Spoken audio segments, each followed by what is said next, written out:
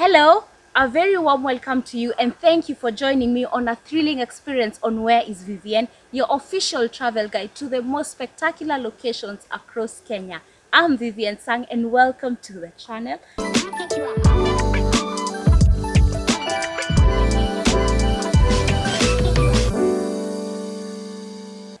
Guys, I'm here at the coast and I'm exploring one of the famous prehistorical sites known as the Jumba la Mtwana, or rather the Jumba Ruins.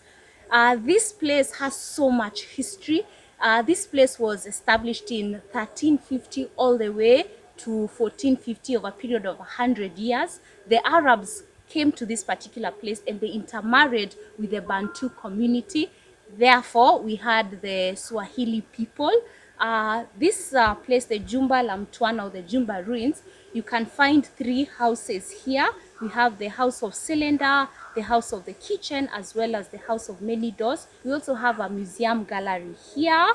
There is also three mosques here. So the place has so much history. There's so much to learn here. I'm super excited to explore more of this place. So guys, let's start our tour.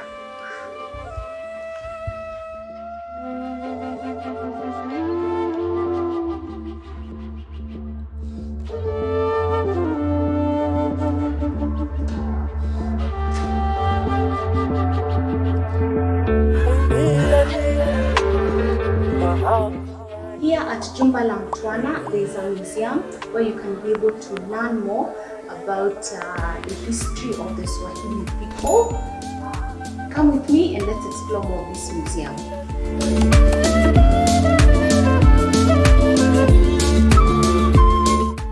Guys, there's a game here that one can try. You're supposed to select the men that are Swahili from this portrait. So which one of these men here is a Swahili? Can you identify Swahili by appearance? So you just flip the charts. For example, I can say he's a Swahili. Yeah, I'm right. If he looks like a Swahili, but he? No, he's just a Muslim, but not a Swahili. Him, I think he should be a Swahili. He's an old man. Oh, I got it wrong. His name is Hussein Abdi. He comes from the arid north of Kenya and belongs to the pastoral group. So basically, this game is trying to show us that you cannot tell by appearance if someone is a Swahili or not. You cannot tell by appearance. There is more to a person than their physical appearance. Yeah, I think that's a good lesson.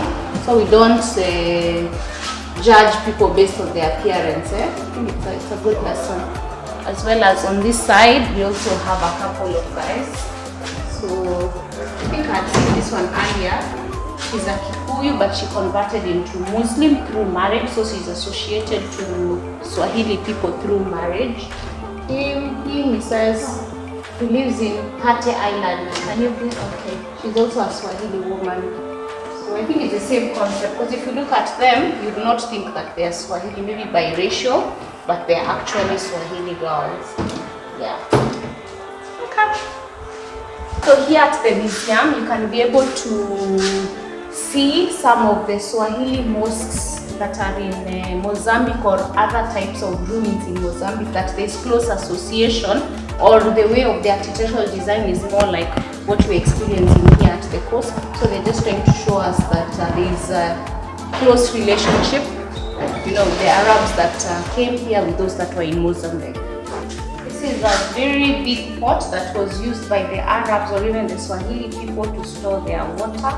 It's used as a refrigerator back then, so it cooled drinking water.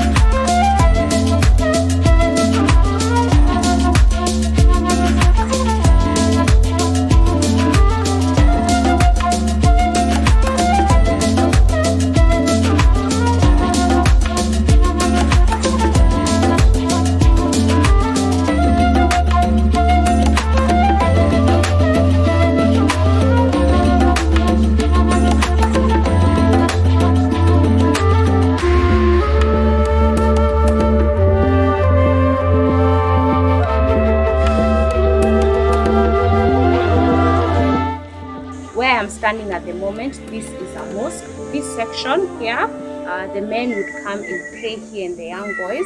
Then this other side, we had the ladies and the young girls. This was their section. There was no mixing of the various sexes. So interestingly, where I'm standing here, the imam used to stand here, and this structure would amplify his voice, especially when he would call the people at around 12:45 p.m. to come and pray as from at 1 p.m. So he would face this direction.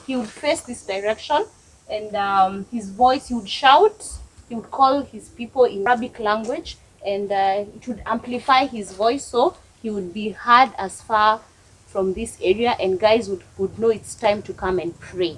Yeah. Interesting.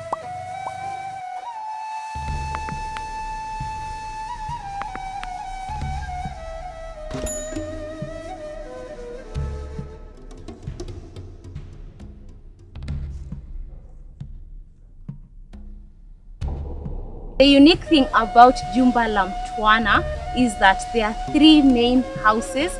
We have a house of kitchen, house of cylinder, and where I'm sitting at the moment is the house of many doors. This house of many doors, it was actually a palace for their sultan. It had many rooms, hence the many doors, and this is where the sultan used to live.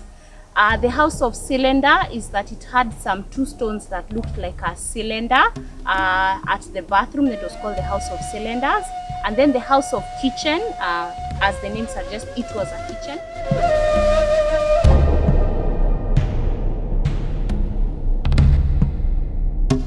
First house that I showed you, that was the house of many doors. This is the house of the kitchen. During excavation, a lot of ash was found here. Hence, it was given the name House of Kitchen, because this place, the community used to cook. The women would cook in this section, and the men would eat in one section with the young boys as well. The women would eat in another section with the young girls. And on the other side, that's the first place I went. That is the House of Cylinder. Yeah.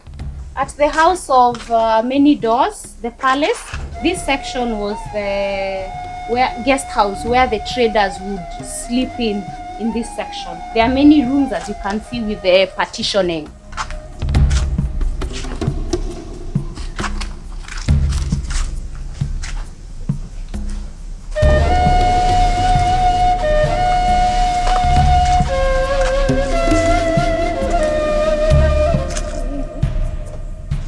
Traded in what?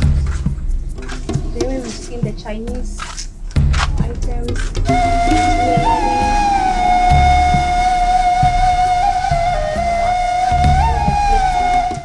Where I'm standing right now, I'm being told that this place was a prison. This is where the slaves would be placed, and they would be locked in this room. So in the morning, when they are doing the slave trade, they would select their slaves based on their strength, you know. Wow.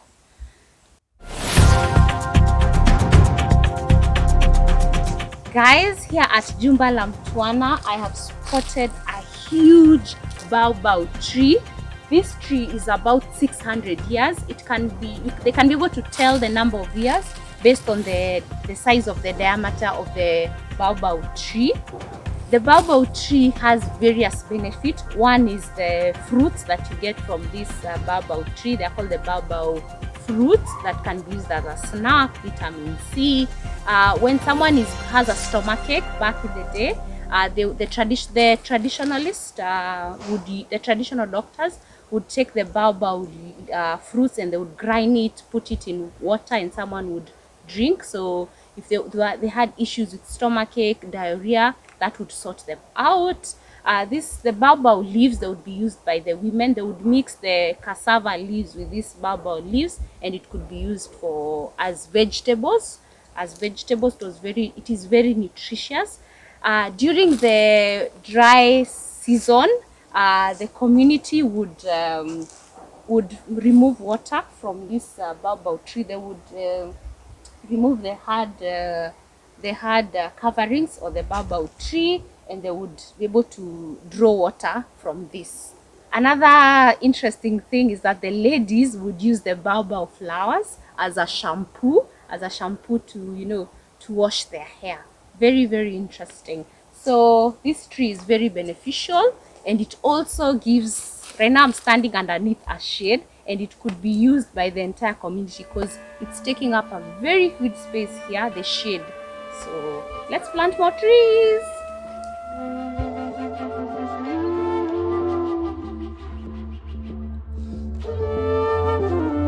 Hey guys, I'm continuing to tour the Jumba la Mtwana. Where I'm standing at the moment, this was a central mosque, and it was divided into two. The men, interestingly, the men who hadn't married yet, they would stand here, and the men who had married, they would be on this side closer to the imam. And behind this place, that's where you would find the children and the women. They would worship there.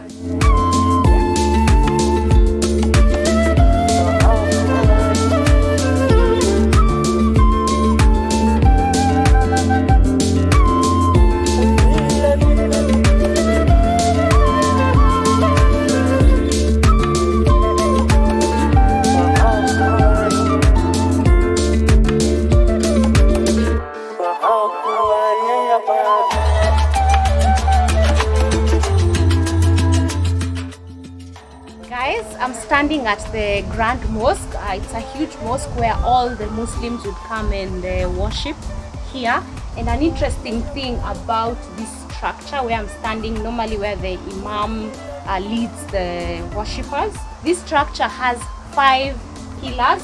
We have the outer side. This is 1, 2, 3, 4, 5.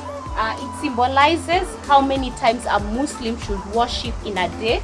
They should start off at 5 a.m., then at 1 p.m., at 4 p.m., at 6 p.m., then at 8 p.m. in the night. I thought you should know. This is a graveyard. Guys, I am seated here next to the marketplace. This is where the trading would take place. So whatever goods that were supposed to be shipped abroad, because you can see close to me here, we have the Indian Ocean just right here. So the goods would be ferried from here, the ones that are being exported to that side, and the ones that are coming in would come and they would be placed here now for trading.